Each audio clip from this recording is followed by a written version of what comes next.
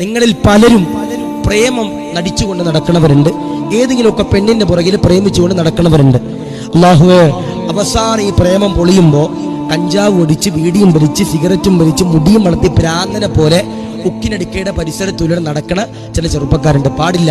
എന്നോടൊരു ഉമ്മ കരഞ്ഞിട്ട് പറഞ്ഞ, ഞാനൊരു പള്ളിയിൽ ജോലി ചെയ്യുമ്പോൾ എന്നോടൊരു ഉമ്മ കരഞ്ഞിട്ട് പറഞ്ഞ, ഉസ്താദേ നിങ്ങൾ എൻ്റെ വീട്ടിലേക്കൊന്ന് വരണം ഉസ്താദേ, എൻ്റെ വീട്ടിലേക്കൊന്ന് വരണേ ഉസ്താദേ, എനിക്കൊരു സങ്കടം പറയാനുണ്ട്.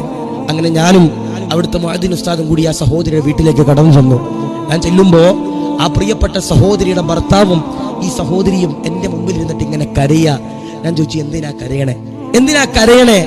ആ സഹോദരി എൻ്റെ പ്രിയപ്പെട്ടവരെ കരഞ്ഞുകൊണ്ട് പറയും, ഉസ്താദേ എൻ്റെ മകനിക്ക് ഒരു പെണ്ണുമായിട്ട് പ്രേമമായിരുന്നു ഉസ്താദേ, എൻ്റെ മകനിക്ക് ഒരു പെണ്ണുമായിട്ട് പ്രേമമായിരുന്നു ഉസ്താദേ. അവസാനം ഇവർ തമ്മിൽ പിരിഞ്ഞു. ഇവൻ ഇന്നേക്ക് ഒരാഴ്ചയായി ഉസ്താദെ ഞങ്ങളോട് ആരോടും മിണ്ടലില്ല. ഇവൻ മുടിയൊക്കെ വളർത്തി, ഇവൻ എന്തോ ഒരു വേറെ ഒരു ലോകത്തിരിക്കണത് പോലെ ഇവൻ ഇരിക്ക ഉസ്താദെ എന്ന സാധുവായ സഹോദരി കരഞ്ഞിട്ട് പറയുമ്പോൾ, മോനെ പോയത് പോയി, നഷ്ടപ്പെടാനുള്ള നഷ്ടപ്പെട്ടു. എൻ്റെ പ്രിയപ്പെട്ടവരെ, നമുക്ക് വലുത് നമ്മുടെ ഉമ്മയും നമ്മുടെ വാപ്പയ്യ. നമ്മൾ പോയാൽ നമ്മുടെ നഷ്ടം അത് നമ്മുടെ ഉമ്മാക്കും വാപ്പാക്ക.